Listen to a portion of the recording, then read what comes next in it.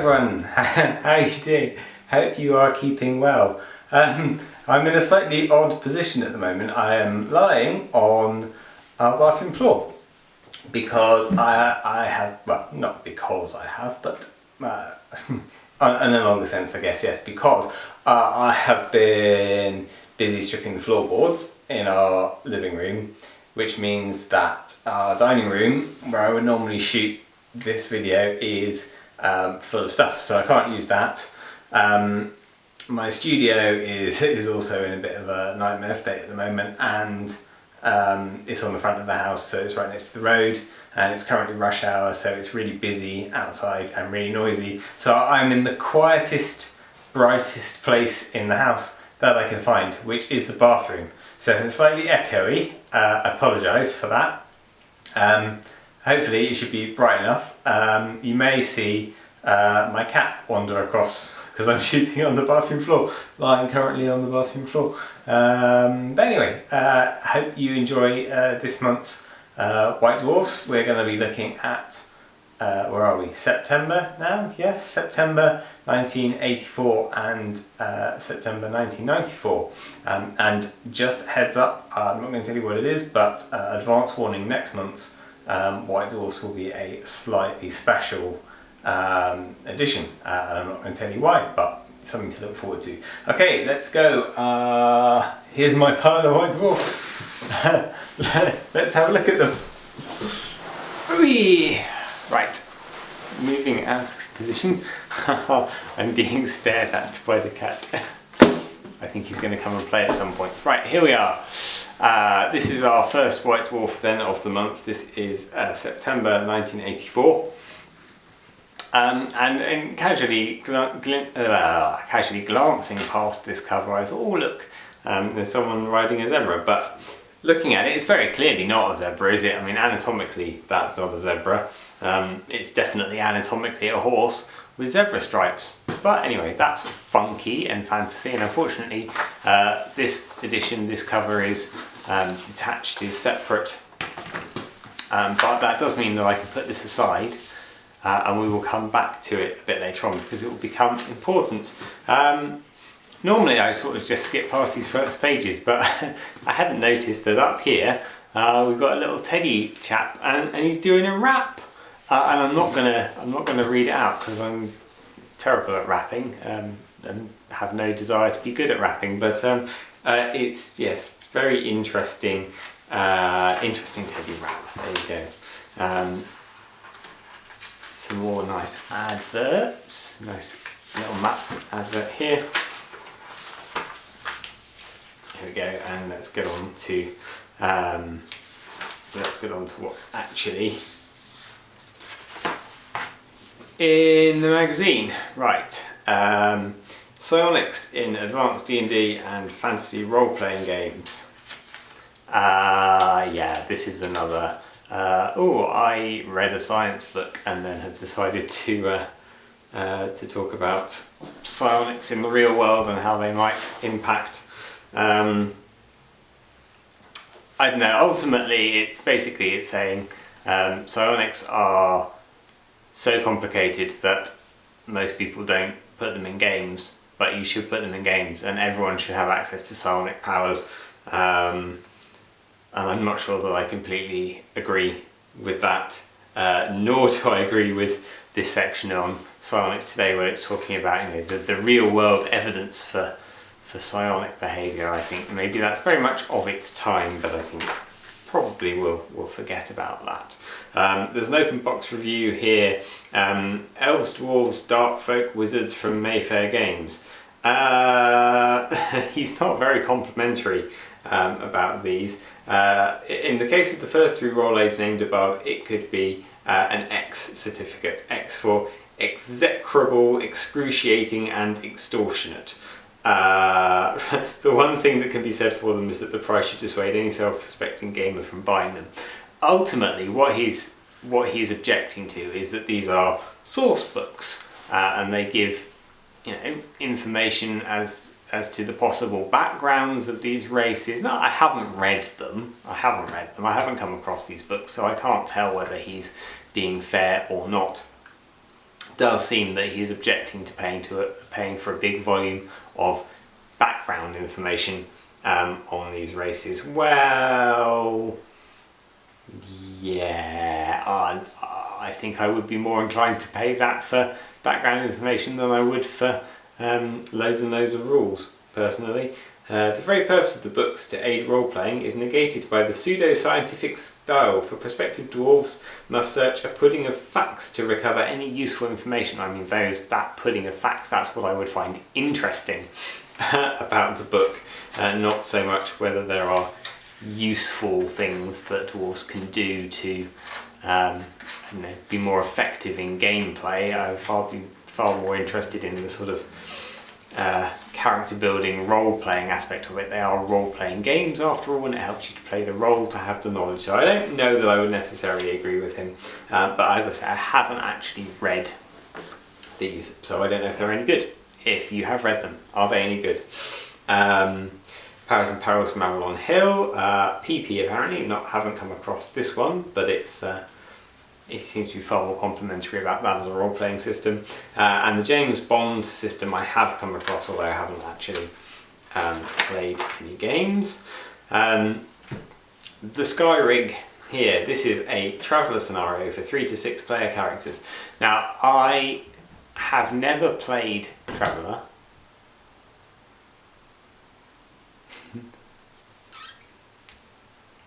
No, he's not. He's going for a drink. Sorry, I thought we were going to have a visitor then. I've never played Traveller. I've never run any Traveller.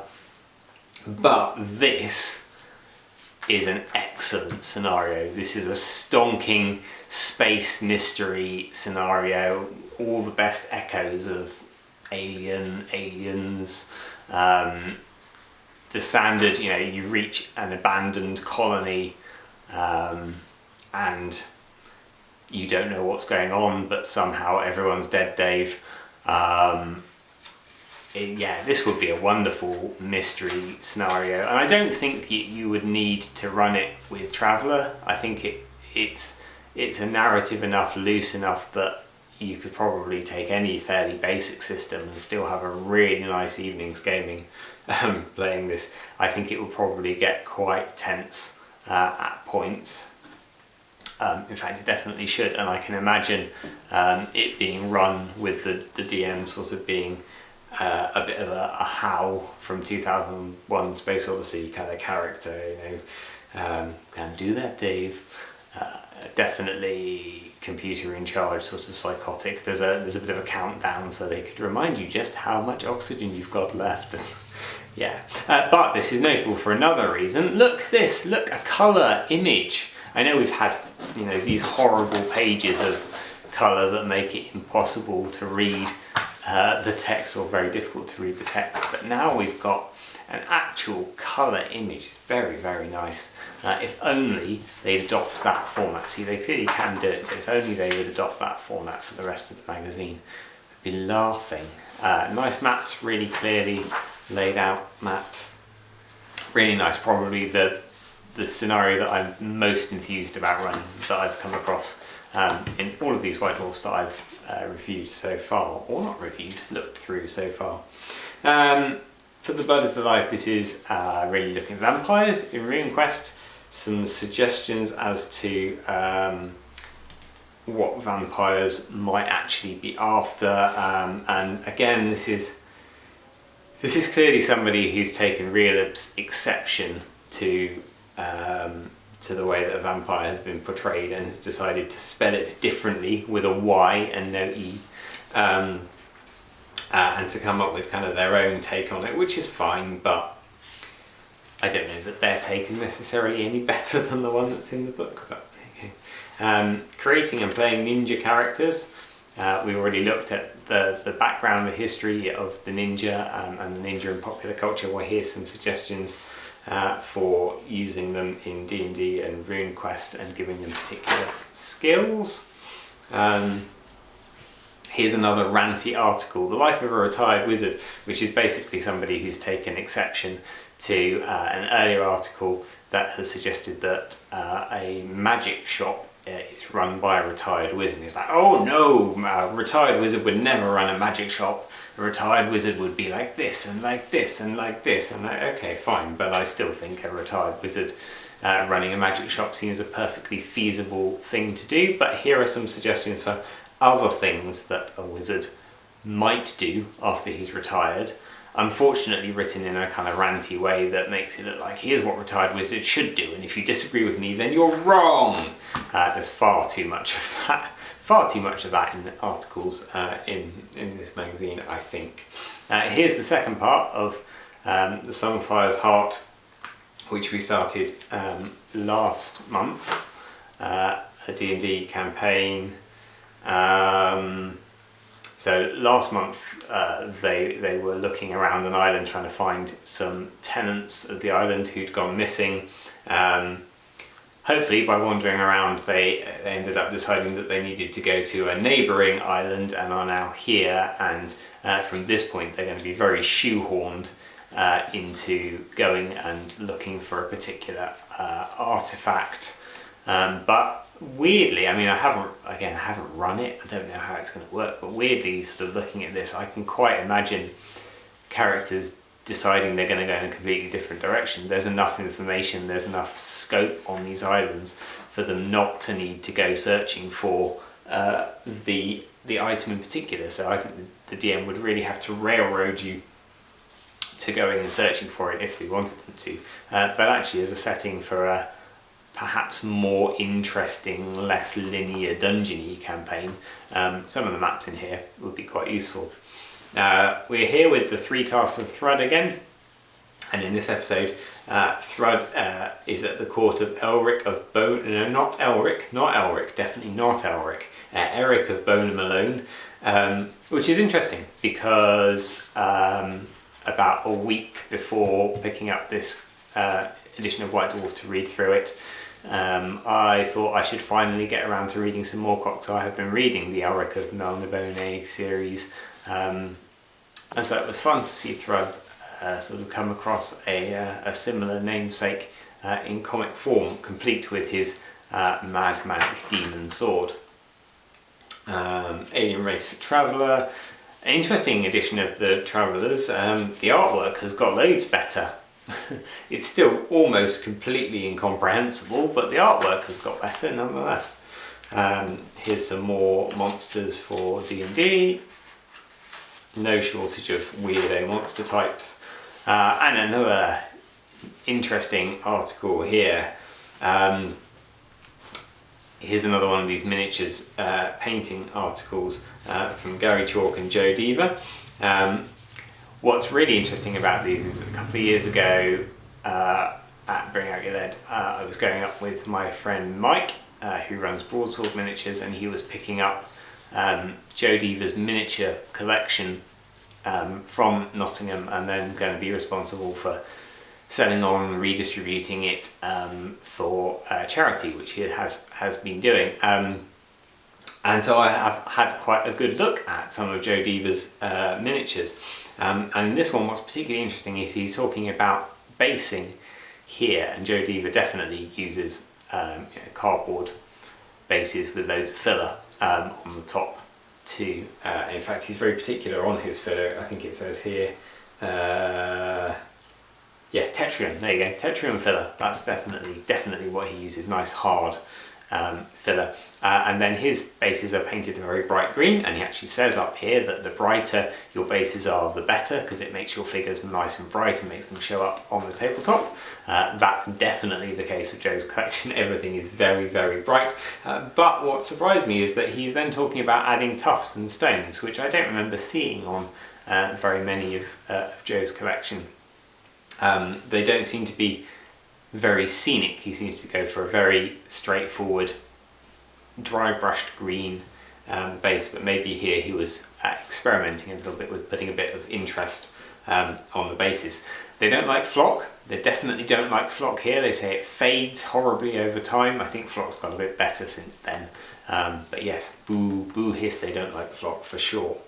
And interestingly, here's a picture of an Asgard Juggernaut, which is still in existence in Mike's collection. When he got a hold of it, it had loads of lead rot. Basically, Asgard and Citadel figures of a certain age seem to have been very, very prone to lead rot in Joe's collection.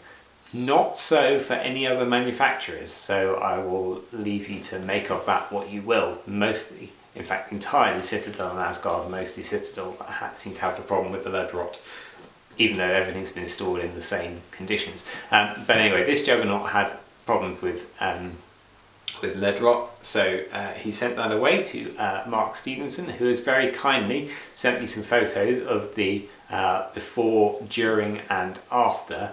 He's done really lovely work resculpting the scales on this beast, and then colouring it in to match Joe's paintwork, and it's really nice to see some modern kind of high def photos as opposed to just this of its period magazine reproduction of what that monster looks like. Also, interestingly to me, there's no sword here. This Juggernaut isn't carrying his big sword. And mine isn't either.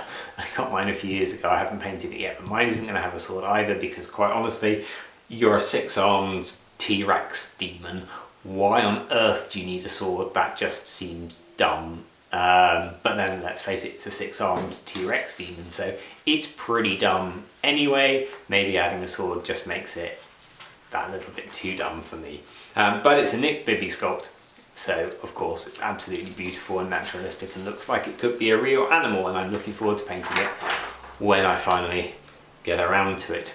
Here's a page for some Goblin Fanatics, advertising some Goblin Fanatics. I love Goblin Fanatics. I can't get enough of them. I haven't got enough of them. I've only got like 8 Goblin Fanatics. I'm doing a Night Goblin army. I need more than 8 Goblin Fanatics for sure. Here's another reader's survey. Then we're in adverts again. And have I gone past it? Oh no, I haven't gone past it. Here it is. There you go. Look, do you remember this image? Yeah, here it is. It's the front cover image. Only obviously this one's in colour. So this is the Tribes of Crane play-by-mail fantasy game series. This is what this image is. I haven't played it. I didn't play it. Did you play it? Did you do play-by-mail? Let me know if you did play-by-mail. I tried to do play-by-mail at one point, but it was just too slow. I could not get on with it, so I stopped. And interestingly, this, I keep saying interestingly, it's all interesting, right? It's all interesting. This came out this month in 1984. Golden Heroes, superhero role-playing. Is there any mention at all of Golden Heroes in here? No, there is not. The 1984 White Dwarf from Games Workshop has absolutely no tie-in information for a Games Workshop product that was released that month. On the subject of which is September 1994, which is, let's face it, a glorified catalogue for advertising all the things that Games Workshop are bringing out this month, which is I'm just gonna skip through these. Leman Russ Battle Tank. First time we've seen the Leman Russ Battle Tank. That lasted a long time, didn't it? Orc Storm Boys here. The fluff being the Orc youths before they get to be crazy mad adult orcs, or adult orcs maybe. They start off life as actually, well no, not start off life, but their teenage years are very organised and regimented and orderly, and apparently very, very Nazi. There you go. We look at some more talisman stuff with the expansions, Dungeon of Doom, and some nice character types to play with the talisman. Now I have to say that although I'm not a big fan of talisman, these plastics, maybe not so much the Beastman, but the plastics, this one comes with the various wizards of different types, and then of course there was the So we've got War Dancer and Dragon Rider characters here, and then of course there's the Dark Elf Assassin and Sorceress and Witch Elf and the Halfling, and what else did they do? I can't remember, but I have a real soft spot for those plastics. I think they're really glorious models, and I enjoy painting them a lot. Here's Nagash, and here's the Zombie Dragon. And if you're interested in how the Zombie Dragon was made, I see that Trish Was Morrison, now Carden, has recently put some posts up as to how she made him, with some photos of doing the wings and bits and pieces. So that's an interesting read if you want to check that out. She's also just started her own range through Footsore Miniatures, her own range of monsters, which being Trish are absolutely glorious, and you should definitely go and check those out. Morgan Neck Snapper, I don't know if I featured it, probably didn't, it probably predates the magazines that I started with, but okay, we haven't got there yet. It doesn't predate, it lies in between.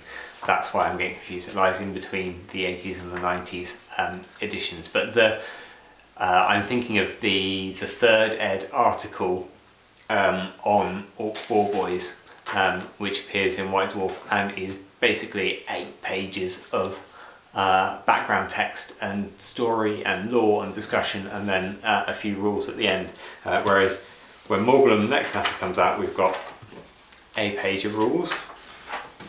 Oh look, very, very little background at all. This is definitely all rules, which amazed me to think that maybe the creativity in the Games Workshop team was perhaps, I'm going to say a little lacking, but perhaps it was more directed towards game design at this era than it was towards writing narrative.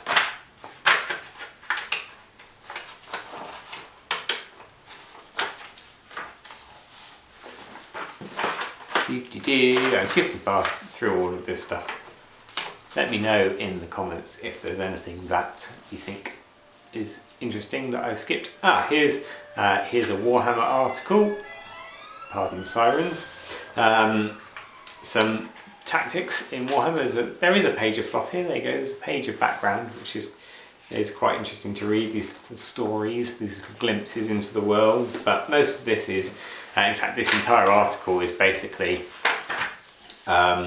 one strategy for approaching a battle in Warhammer. I don't know that it really merits being 4 pages, but yeah, I guess maybe.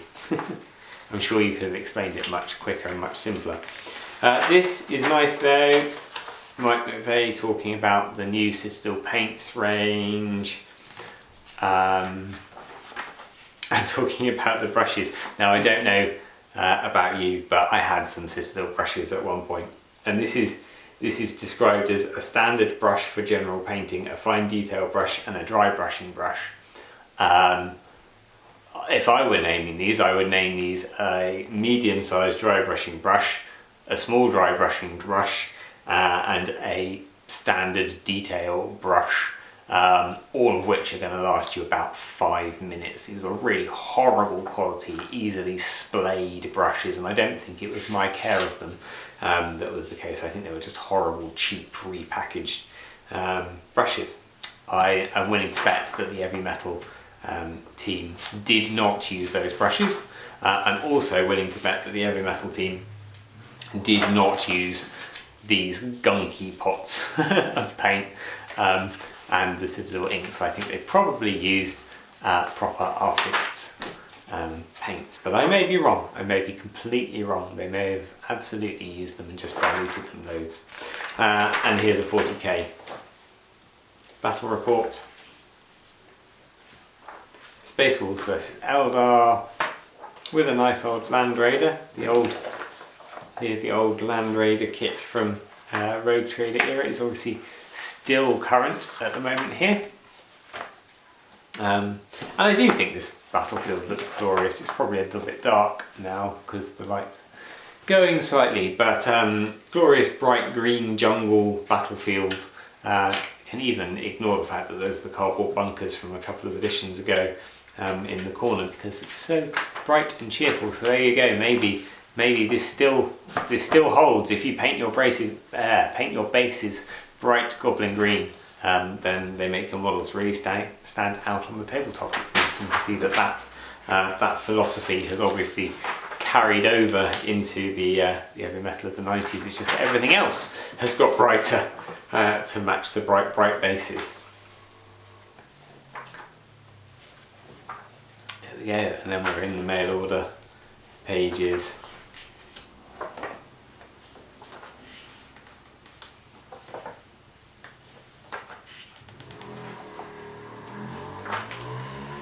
There's not much I can say about these mail order pages really. They're not the most inspiring to my mind, but there's some fun things here. I mean, Jez Goodwin Eldar, unsurpassed for years and years and years as the best Eldar sculpt, certainly. And there we go. There's Trish's zombie dragon fighting some wolves. So hope you enjoyed that. As I say, next month we're going to have some... Oh, I could lie down again. I could stick my face in the camera. Next month we're going to have something special. So do join me then. Who knows? I may get another video out before then. I've got a few I want to do. It's just having the time and the space and the energy and the inclination. But I will try and get back on it. Yeah, nice to see you, and join me again next time. Take care.